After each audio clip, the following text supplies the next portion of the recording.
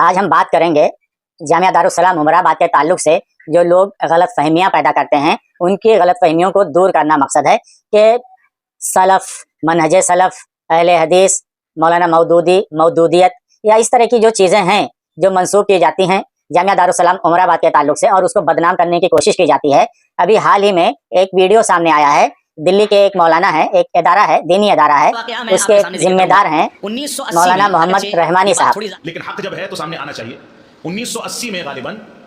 عالم اسلام کے مشہور عالم دین ڈاکٹر وصول اللہ عباس صاحب حفظہ اللہ امام حرم شیخ محمد بن عبداللہ السبیل رحمۃ اللہ علیہ کے ساتھ ہندوستان تشریف لائے 1980 میں، یعنی یہ 1400 ہجری کا واقعہ ہے تقریباً، اور اسی سفر میں ان کو دارالسلام عمرآباد بھی جانا تھا۔ شیخ وصول اللہ عباس صاحب حفظہ اللہ نے اپنا یہ واقعہ ابھی سال بھر پہلے مکہ مکرمہ میں حرم کے اندر بیٹھ کر کے کسی کے سوال کے جواب میں ذکر کیا، جس کی ریکارڈنگ بعض حضرات کے پاس موجود ہے۔ انہوں نے کہا کہ جب ہم دارالسلام عمرآباد کے دروازے پر پہنچے امام حرم کو لے کر کے، تو کاکا خاندان کے لوگوں نے وہاں باقاعدہ ایک کتبہ بکرے کے چمڑے پر لکھ کر کے تیار کیا تھا استقبالیہ۔ اس میں لکھا تھا کہ ہم ابنائے مودودی مولانا مودودی کے مسلک پر آپ کا استقبال کرتے ہیں۔ یہ 1980 کی بات ہے،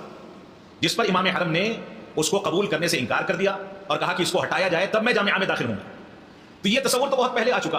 یعنی 25 اور 45 سال پہلے کا واقعہ میں آپ کے سامنے۔ السلام علیکم ورحمۃ اللہ۔ پہلی بات تو میں آپ کو یہ کلیئر کر دوں کہ اس طرح کی جو باتیں ہیں اس کی تصدیق شیخ انیس الرحمن اعظمی عمری مدنی صاحب نے تصدیق خود کی ہے شیخ وصول اللہ عباس صاحب سے، اور شیخ وصول اللہ عباس صاحب نے اس کی پوری طریقے سے تردید کر دی ہے کہ اس طرح سے کوئی ایسا واقعہ نہیں ہے جو کہ پیش آیا ہو یا ہم نے اس تعلق سے کسی بھی طرح کا کوئی بیان دیا ہو۔ اول تو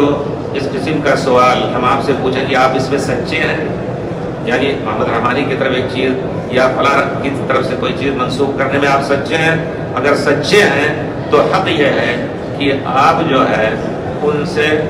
دو باتیں کر سکتے ہیں۔ اب میں اگر اس میں جواب دوں تو کہیں لے اڑو، کہتے ہیں اپنا کان پہلے کان دیکھو تو جو سنا اور اس کو لے اڑے، یہ بھی شریعت کی بات نہیں ہے۔ اگر آپ سچے ہیں تو اس روشنی میں جواب دیتا ہوں کہ کوئی بھی شخص ایسا ہو جو کسی کو منہج سلف سے خارج کر رہا ہو، ایک غلطی دو غلطی اگر کسی سے ہو رہی ہے تو اس کو دائرے سلف سے دائرے منہج سلف سے خارج کرنے کے لیے پہلے ان کو سمجھائیے آپ، اور یہ کہنا کہ جتنے عمری جانتے ہیں آپ لوگ کون ہیں، وہ لوگ دارالسلام عمرآباد، وہ بھی ایک ایسا اسکول ہے جس کا رونا ہم روتے ہیں، جس کو مولانا عبدالعزیز رحیم آبادی اور بڑے بڑے علماء نے، ان کے دادا جو ان کے والد ہیں اس وقت،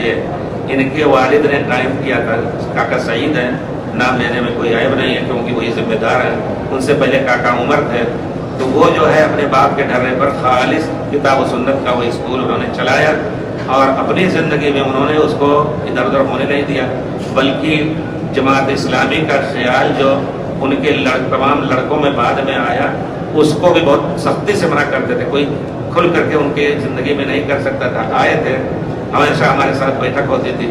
اور دل کے بیمار تھے، جاتے ہوئے انہوں نے مجھ سے کہا دعا کیجیے گا، میں جا رہا ہوں ریاض میں ہمارا آپریشن ہے۔ آپریشن ہوا 3-4 دن کے بعد ان کا انتقال ہو گیا، جنازہ لایا گیا اور مدینے میں شرح کیا، یہاں تک یہیں دفن ہوئے ہیں۔ تو کہنے کا مطلب ہے ان کے زمانے میں باپ کی جو بنیاد تھی کتاب و سنت پر، اور مولانا ظہیر الدین صاحب اور مولانا کیا نام ہے ان کا شیخ انیس الرحمن کے والد مولانا اعظمی صاحب، وہ سب اونچے اساتذہ میں سے تھے، کوئی ایسی چیز جو سنت کے خلاف ہو اس کو وہاں داخل نہیں ہونے دیتے تھے۔ لیکن بعد میں کاکا سعید نے ان کو بہت زیادہ ہوا دی اور خالص جماعت اسلامی کے لڑکے بن گئے، اور وہ ہم جب گئے تھے شیخ سہیل کے ساتھ 1400 ہجری میں، کتنے سال ہو گئے؟ 45 سال ہو رہے ہیں۔ 1400 میں ہم گئے تھے، شیخ سہیل کے ساتھ لے کے گئے تھے ہمیں۔ میں اس وقت یونیورسٹی میں PhD کر رہا تھا، لیکن حرم میں انہوں نے مجھے پڑھانے کے لیے لیا تھا۔ الحمدللہ حج کے دنوں میں ہمیں مکلف بھی کرتے تھے، ہم تقریر کرتے تھے، اور حاجیوں کو عربی اردو سب میں،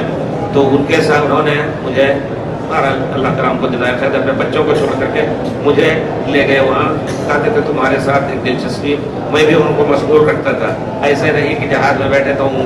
کچھ نہ کچھ پڑھتا رہتا تھا، تو کہتے تھے یہ سفر جو ہمارے لیے اتنا مشکل ہوتا تھا تم نے آسان بنا دیا، اس کے سبحان کا لفظ تھا۔ تو الحمدللہ تو وہاں گئے، تو وہاں باقاعدہ پہلے جب اترے ہم لوگ ان کے مہمان خانے میں، تو ان کے لڑکوں نے جو پیش کرنا چاہا چمڑے پر لکھا ہوا ہے، چمڑے پر، کیونکہ وہ چمڑے کے بہت بڑے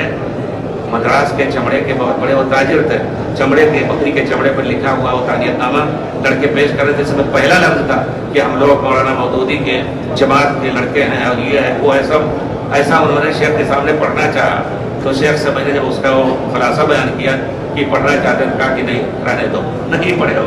तो हमने कहा भाई शेख थके हुए हैं, जब कभी देखा जाएगा। उसके बाद कुछ लड़के ऐसे वाकई मुतासर हुए कि उनका अकीदा भी बिल्कुल डुलमुल और ईरानियों या रवाफिद के साथ बड़ा नरम लहजा जैसा कि जमात इस्लामी का है, वो सब है। पहली बात तो मैं आपको ये क्लियर कर दूं कि इस तरह की जो बातें हैं इसकी तस्दीक शेख अनीसुर रहमान आदमी उमरी मदनी साहब ने तस्दीक खुद की है शेख वसीउल्लाह अब्बास साहब से, और शेख वसीउल्लाह अब्बास साहब ने इसकी पूरी तरीके से तरदीद कर दी है कि इस तरह से कोई ऐसा वाक़या नहीं है जो कि पेश आया हो या हमने इस ताल्लुक से किसी भी तरह का कोई बयान दिया हो। तो यहाँ पे एक बात क्लियर हो जाती है और वाज़ेह हो जाती है कि इस तरह की जो बात है हुई ही नहीं है, और अगर मोहम्मद रहमानी साहब इस तरह की बात करते हैं तो सरासर गलत बयानी और एक झूठा प्रोपेगेंडा का हिस्सा है।